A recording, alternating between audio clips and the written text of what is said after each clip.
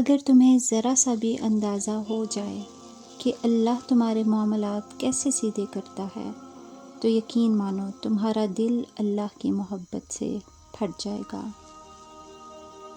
اللہ سے مانگو، پھر مانگو اور مانگتے رہو، وہ دے گا، صرف وہی دے گا، کیونکہ بس وہی دے سکتا ہے۔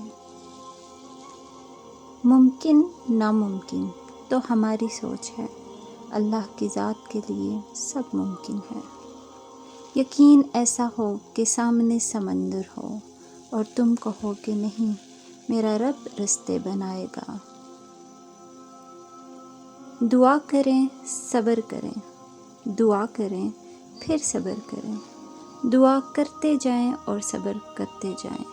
وہ سن رہا ہے، وہ دیکھ رہا ہے، وہ آپ کے ساتھ ہے، یقین کر لیں۔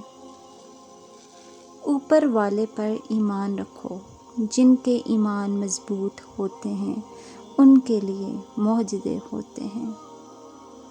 اے ابن آدم، ایک میری چاہت ہے اور ایک تیری چاہت ہے، ہوگا وہی جو میری چاہت ہے، پس اگر تو نے سپرد کر دیا اپنے کو اس کے جو میری چاہت ہے تو وہ بھی ملے گا جو تیری چاہت ہے۔